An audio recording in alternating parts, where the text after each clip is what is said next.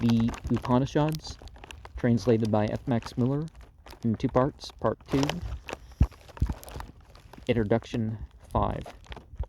The Sverasvatara-Upanishad.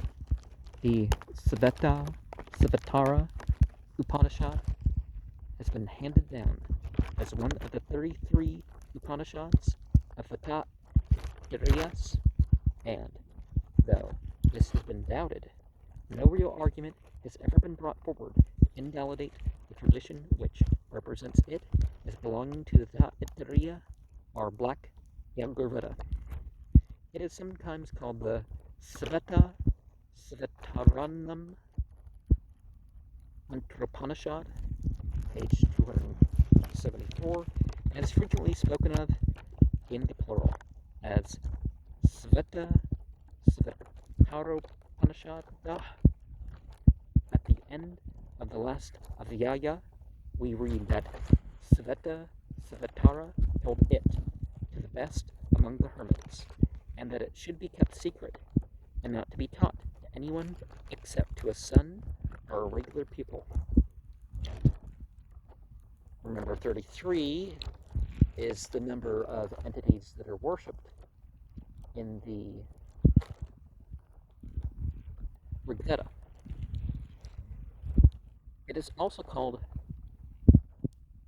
Svetasvatara, though it would seem for the sake of the meter only. Vakaspatyam, page 1222, mentions this. The Svetasvataras are mentioned as a Saka, subordinate to the Karakas. Katal, Lion, page 271a, 222a. But of the literature belonging to them in particular, nothing is ever mentioned beyond this Upanishad. Svetasvatara means a white mule, and as mules were known and prized in India from the earliest times, Svetasvatara, as the name of a person, is no more startling than Svetasva, white horse, an epithet of Arjuna. Now, as no one would be likely to conclude from the name of one of the celebrated Vedic rishis, Sverasvatara, i.e. Black Horse, that Negro influences might be discovered in his hymns, it is hardly necessary to say that all speculations as to Christian influences are the teaching of white Syro-Christian missionaries, being indicated by the name of Svetasvatara, are groundless. See Weber in Studien 1, page 400 and 421. The Svetasvatara-Upanishad holds a very high rank among the Upanishads, though we cannot say that it is quoted by name by Badarayana in the Vedanta Sutras. It is distinctly referred to as Sruta, or revealed. See the Yusen writing Vedanta, page 24, Vedanta Sutra 1.1.11, 1.4.8, 2.3.22. It is one of the 12 Upanishads chosen by Vidyaranya in his Sverasvatara-Upanishad, Arthana Buddha Prakasa, and it was singled out by Sankara as worthy of a special commentary. The Svetasvatara-Upanishad seems to me one of the most difficult and, at the same time, one of the most interesting works of its kind. Whether on that and on other grounds it should be assigned to a more ancient or to a more modern period is what, in the present state of our knowledge, are, to be honest, of our ignorance of minute chronology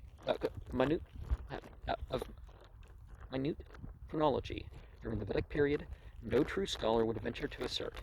We must be satisfied to know that as a class, the Upanishads are presupposed by the Kalpa Sutras that some of them, called mantra Upanishads,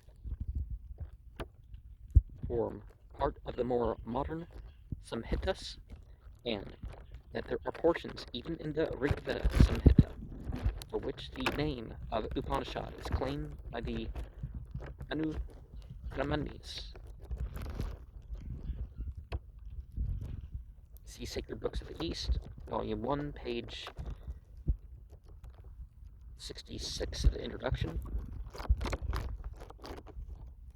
We find them most frequent, however, during the Brahmana period, in the Brahmanas themselves, and more especially in those portions which are called Aranyakas, while a large number of them is referred to the Atharvaveda, that in imitation of older Upanishads, similar treaties were composed to a comparatively recent time, has, of course, long been known.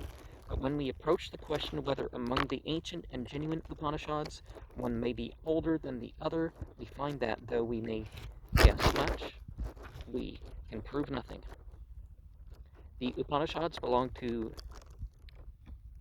Parishads, or settlements spread all over India.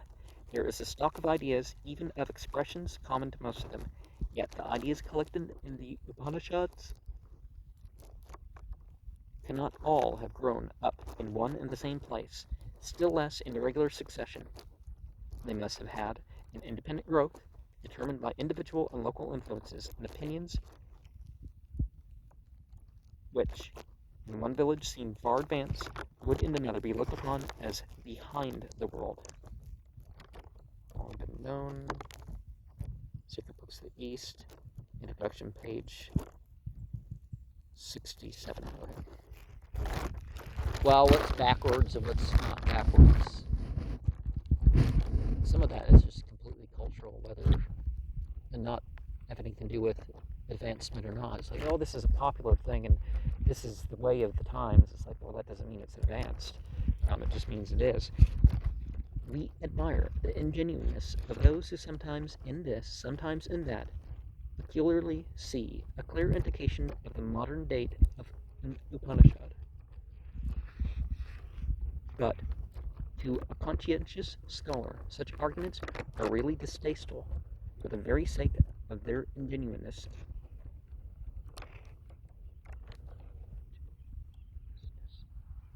He knows that they will convince many who do not know the real difficulties.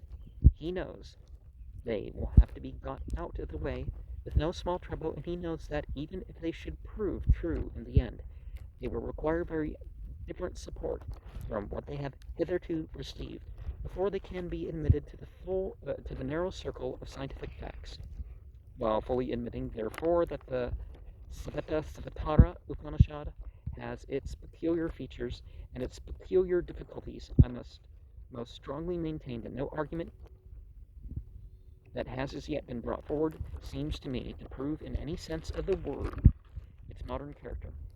It has been said, for instance, that the Svetasvatara-Upanishad is a sectarian Upanishad because when speaking of the highest self or the highest Brahman, it applies such names to him as Hara, 110, Rudra, 217, 3, 2, and 4, 412, 21 and 22, Siva, 3, 14, 410, Bhagavat, 3, 14, Agni, Aditya, Vayu, and so on, 4, 2.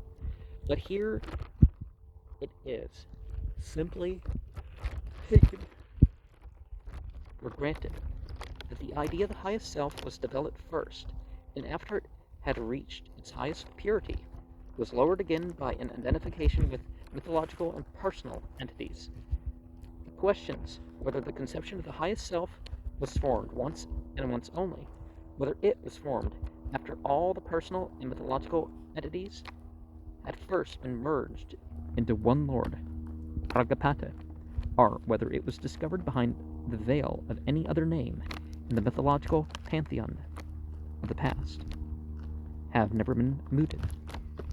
Why should not an ancient Rishi have said, what we have hitherto called Rudra, and what we worship as Agni or Siva, is in reality the highest self, thus leaving much of the ancient mythological phraseology to be used with a new meaning.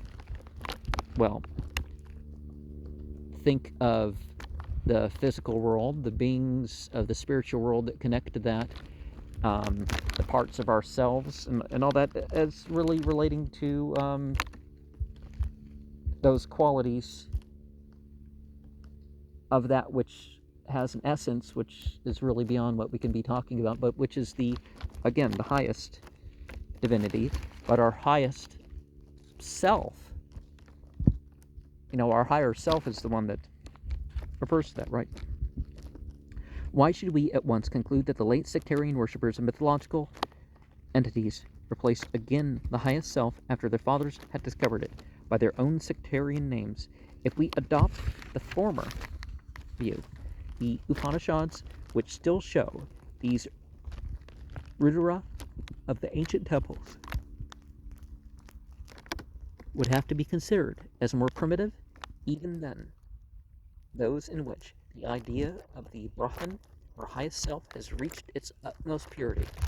It has been considered a very strong argument in support of the modern and sectarian character of the Sverasvatara-Upanishad that it implicates what is called bhakti, or implicit reliance on the favor of the entity worshipped.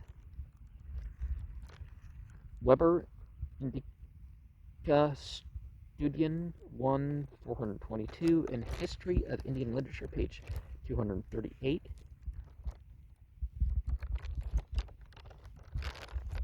Now, it is quite true that this Upanishad possesses a very distinct character of its own. By the stress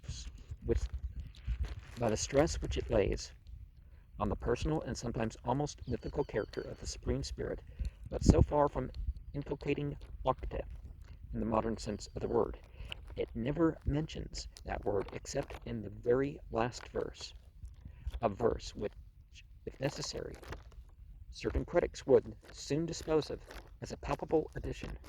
But that verse says no more than this: if the truths of the Upanishad have been told to a high-minded man who feels the highest devotion for God and for his guru as for God, then they will shine forth indeed. Does that prove the existence of bhakti as we find it in the Sandhya Sutras, the aphorisms of Sandhya, or the Hindu Doctrine of Faith, translated by E.B. Cowell, Calcutta, 878. Again, it has been said that Svetasvatara-Upanishad is sectarian in a philosophical sense, that it is, in fact, an Upanishad of the Sankhya system of philosophy and not of the Vedanta. Now, I am quite willing to admit that in its origin, the Vedanta philosophy is nearer to the Vedic literature than any other of the six systems of philosophy, and that if we really found doctrines peculiar to the Sankhya and opposed to the Vedanta in the Svetasvatara-Upanishad, we might feel inclined to assign to our Upanishad a later date. But where is the proof of this? No doubt there are expressions in this Upanishad which remind us of technical terms used at a later time in the Sankhya system of philosophy, but of Sankhya doctrines, which I had myself formerly suspected in this Upanishad, I can, on closer study, find very little. I think it was Mr. Goh who, in his, Goff, who, in his philosophy of the Upanishad, for the first time made it quite clear that the teachings of our Upanishad is, in the main,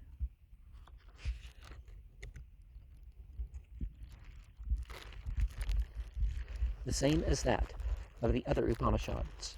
The Svetasvatara-Upanishad teaches, as he says, the unity of souls in the one and only self, the unreality of the world as a series of figments of the self-feigning world fiction, and as the first of the fictitious emanations, the existence of the Demiurgos, our universal soul, present in every individual soul. That's probably not the right word for the Demiurge, but the entity that projects the world out of himself, that the migrating souls may find the recompense of their works in former lives. I do not quite agree with this view of the Isvara, whom Mr. Goff calls Demiurgos, but he seems to me perfectly right when he says that Svetasvatara-Upanishad propounds in Sankhya terms the very principles that the Sankhya philosophers make it their business to subvert. One might doubt as to the propriety of calling certain terms Sankhya terms in a work written at a time when a Sankhya philosophy such as we know it as a system had as yet no existence, and when the very name Sankhya meant something quite different from the Sankhya system of Kepala. Sankhya is derived from Sankhya, long A at the end,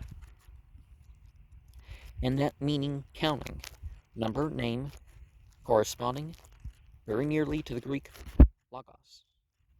Sankhya, as derived from it, meant originally no more than theoretic philosophy, as opposed to yoga, which meant originally practical religious exercises and penances to restrain the passions and the senses in general.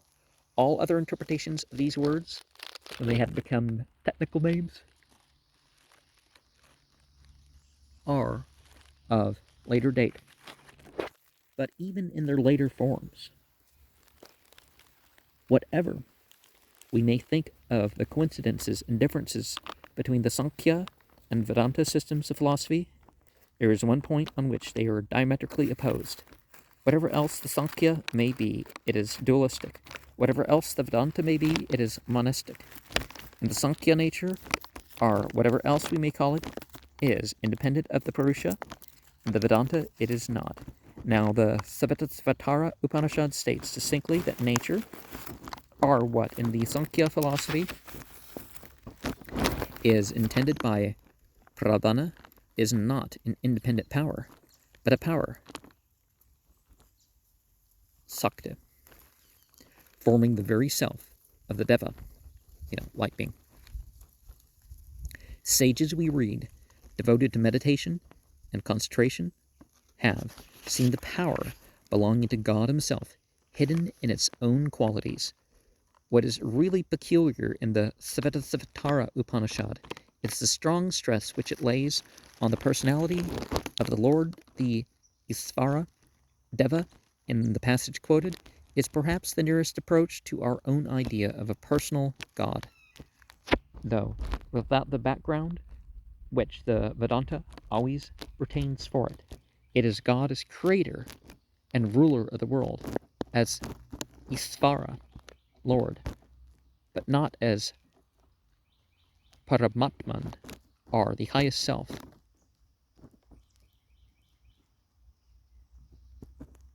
And some render that as God in the heart, but that's not quite the translation, right? Beyond the highest self would be the right, more technical way to translate that.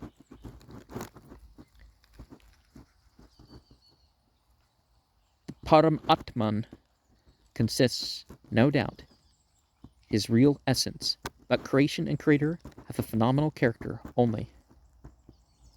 Prathamam Isvaratmana Mayuru Panda Vatishtata Brahma. See page 280. We are in XXXVI.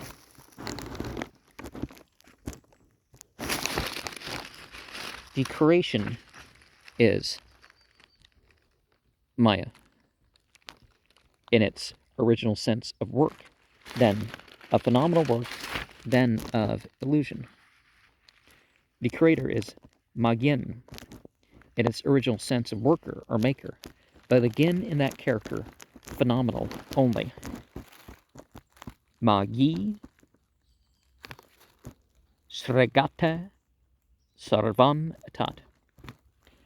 The gunas are qualities arise, according to the Vedanta, from prakriti or maya, within, not beside, the highest self, and this is the very idea which is here expressed by the self-power of God hidden in the gunas, or determining qualities, how easily that sakti, or power, may become as an independent being, as maya. We see in such verses as Sarva Bhuteshu Sarvatmanya Saktir Aparabhava Gunasreya Namastasya Sasvataya Parasvara. See page 279, 1-5. Sarvatman seems evocative, like Parasvara. But the important point is this, that in the Svetasvatara-Upanishad, this change has not taken place.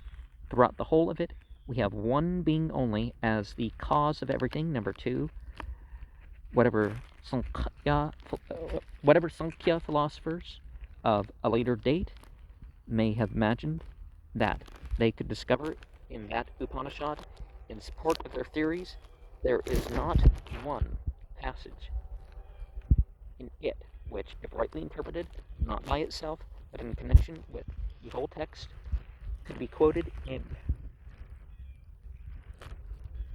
support of a dualistic philosophy, such as the Sankhya as a system decidedly is. If we want to understand what seems at first sight contradictory, the existence of a God, a Lord, a Creator, a Ruler, and at the same time the existence of the superpersonal Brahman, we must remember that the orthodox view of the Vedanta is not what we should call evolution, but illusion. Vedanta Parabhasha, Independent, Volume 4, page 496. Evolution of the Brahman, or Paranama, is heterodox. Illusion, or Vedanta, is orthodox Vedanta. Brahman is a concept involving such complete perfection that with it, evolution, or tendency towards higher perfection, is impossible. If therefore there is change, that change can only be illusion, and can never claim the same reality as Brahman. To put it metaphorically, the world, according to the orthodox Vedantin, does not proceed from Brahman as a tree from a germ, but as a mirage from the rays of the sun. The world is, as we express it, phenomenal only, but whatever object reality there is in it, Brahman, it is. Das, Ding, and Sit, as Kant might call it.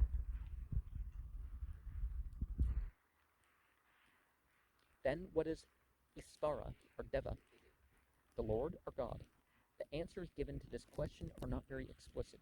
Historically, no doubt, the idea of the Isvara, the personal God, the creator and ruler, the omniscient and omnipotent, existed before the idea of the absolute Brahman, and after the idea of the Brahman had been elaborated, the difficulty of effecting a compromise between the two ideas had to be overcome. Isvara, the Lord, is Brahman, for what else could he be? But he is Brahman under a semblance, the semblance, namely, of a personal, creating and governing God.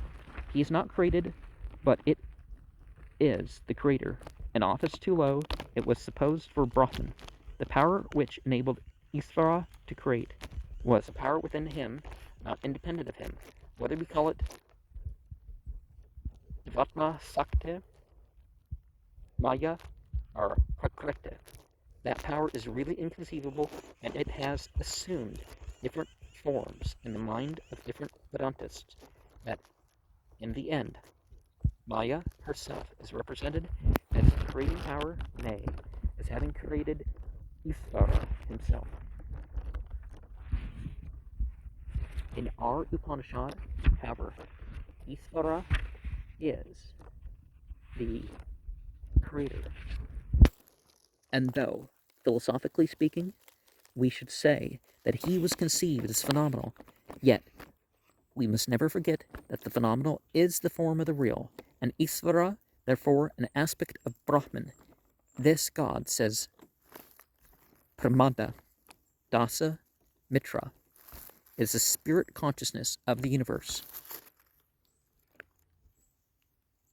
Sivasham Brahma or Sabalam Brahma.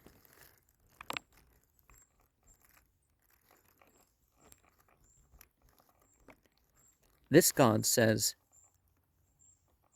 Paramada Dasamitra, is this. Oh. Okay, Journal of the Royal Asiatic Society, 1878, page 40. So two notes, the same chapter anyways.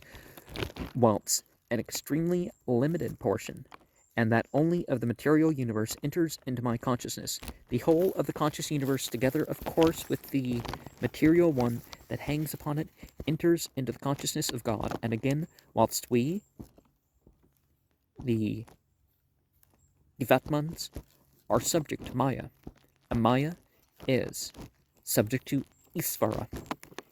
If we truly know Isvara, we know him as Brahman. If we truly know ourselves, we know ourselves as Brahman. This being so, we must not be surprised if sometimes we find Isvara sharply distinguished from Brahman, whilst at other times Isvara and Brahman are interchanged. Another argument in support of the sectarian character of the Svetasvatara-Upanishad is brought forward not by European students only, but by native scholars, namely that very name of Kapila, the reputed founder of the Sankhya philosophy, occurs in it. Now, it is quite true that if we read the second verse of the fifth Adhyaya by itself, the occurrence of the word Kapila may seem startling, but if we read it in connection with what precedes and follows, we shall see hardly anything unusual in it. You know, because people are going to say, wait, is it talking about the Buddha? No, it's something before that, right? It says, it is he who, being one only, rules over every germ, cause, over all forms, and over all germs. It is he who, in the very beginning, bears in his thoughts the wise son, the fiery, whom he wished to look on while he was born. Now it is quite clear to me that the subject in this verse is the same as in 4:11, where the same words are used and where yonim, evetish, thate, eka refers clearly to Brahman. It is equally clear that the Prasuta, the son, the offspring of Brahman in the Vedantic sense, can only be the same person who is elsewhere called Hiranyagarbha, the personified Brahman. And thus we read before, 3:4, he is the creator and supporter of the entities. Rudra, the great seer, the Lord of all, formerly gave birth to Hiranyagarbha. And in 4:11, we have this very expression, which is used here, namely, that he saw Hiranyagarbha being born. Unfortunately, a new adjective is applied to our verse as Hiranyagarbha, namely Kapila. And this has been called forth with interpretations totally at variance with the general tenor of this Upanishad. If instead of Kapilam, reddish, fiery, any other epithet had been used of Hiranyagarbha, no one, I believe, would have hesitated for a moment to recognize the fact that our text simply repeats the description Hiranyagarbha in his relation to Brahman.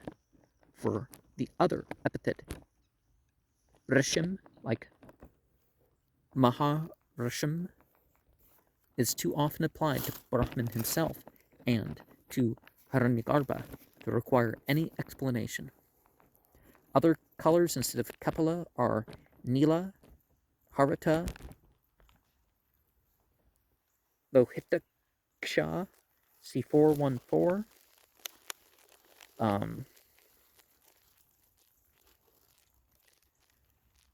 Is the last one blue?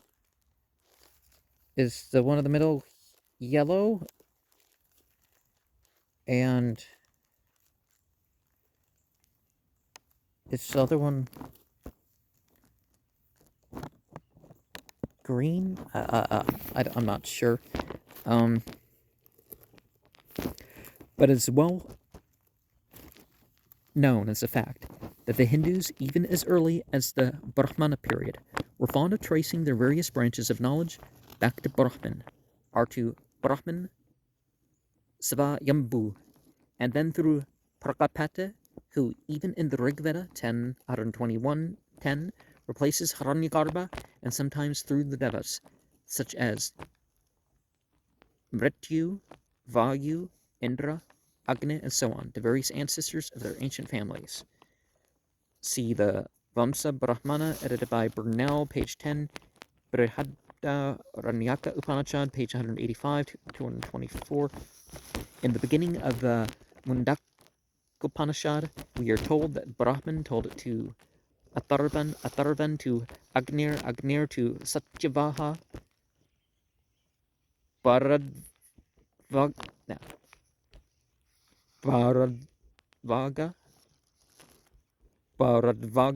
to Angeras, Angeras to Saunaka. Manu, the ancient lawgiver, is called both Hiranyagarbha and Svayambhuva. It's descended from Svayambhu or from Hiranyagarbha. CMM India 372. Nothing, therefore, was more natural than that the same tendency should have led someone to assign the authorship of a great philosophical system like the Sankhya to Hiranyagarbha, if not to Brahman Svayambhu. And if the name of Hiranyagarbha had not been used already for the ancestors of other sages and the inspirers of other systems, what could be more natural than that another name of the same Hiranyagarbha should be chosen, such as Kapila? If we are told that Kapila handed this knowledge to Asura to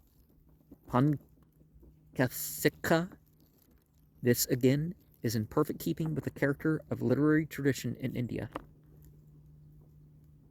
Asura occurs in the Vamsas of the Satapatha Brahmana. See above, page 187, turns 26. Pankasika, as having 5 tufts, might either be a general name or a proper name of an ascetic, Buddhist, or otherwise. He is quoted in the Sankhya Sutras 532, 668. For fuller information on Pankasika, Kapila, and so on, see F. Hall's preface to Sankhya Paravakana Bhaskya, page 9 in sequence, Weber Dies Studien 1, page 433.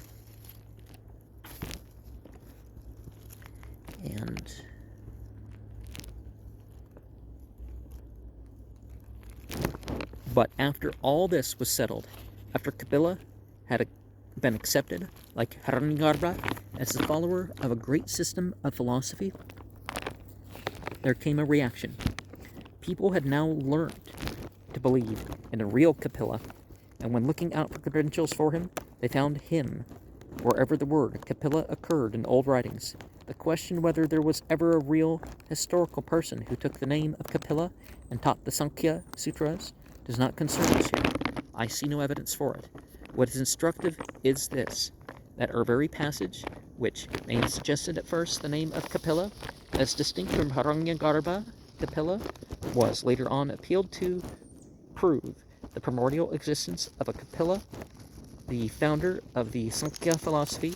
However, it requires but a very slight acquaintance with the Sanskrit literature and very little reflection in order to see that the author of our verse could never have dreamt of elevating a certain Kapila known to him as a great philosopher, if there ever was such a man, to a divine rank. Weber, History of Indian Literature, page 236. Hiranyagarbha Kapila may have given birth to Kapila, the hero of the Sankhya philosophers, but Kapila, a real human person, was never changed into Hiranyagarbha Kapila. Let us see now what the commentators say. Sankara first explains Kapilam by Kanakam, Kapila Varnam, Hiranyagarbham, Kapilo Agraga Ita Puranava Kanat, Kapilo Hiranyagarbho Va Nirdisyata, but he afterwards quotes some verses in support of the theory that Kapila was a Paramarsha, a portion of Vishnu, intended to destroy error in the Krita Yuga? Which one is that in order? A teacher of the Sankhya philosophy. And Kanakam ought to be Kama Kavarnam, and I hope will not be identified with the name of Buddha in a former existence. Vigna Natman explains that the verse Vigna Natman explains the verse rightly, and without any reference to Kapila, Sankhya teacher. Sankarananda goes a step further, and being evidently fully aware of the misuse that had been made of this passage, even in certain passages of the Mahabharata 12, 13,254, 13,703, and elsewhere declares distinctly that Kapila cannot be meant for the teacher of the Sankhya, na tu Sankhya pranata Kapila, nama matra samyana, tadgrahana syad ate prasanga. He is fully aware of the true interpretation of Yakritasya Pratha Makayabutam Kapilam Vikitra Varnam Gnana Kuriyasakyat Makam Hiranyagarbham It Yartha, but he yields to another temptation and seems to prefer another view, which makes Kapila Vasudeva Syavatara-Bhutam Sagara Putranam Dagvaram, an avatar of Vasudeva. Krishna. As, an incarnation idea.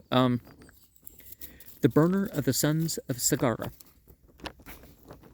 What vast conclusions may be drawn from no facts may be seen in Weber's Indichtstudien, Volume 1, page 430, and even in his History of Indian Literature published in 1878. Far more difficult to explain than these supposed allusions to the authors and to the teachings of the Sankhya philosophy are the frequent references in the Svetasvatara-Upanishad to definite numbers, which are supposed to point out to certain classes of subjects as arranged in the Sankhya and other systems of philosophy.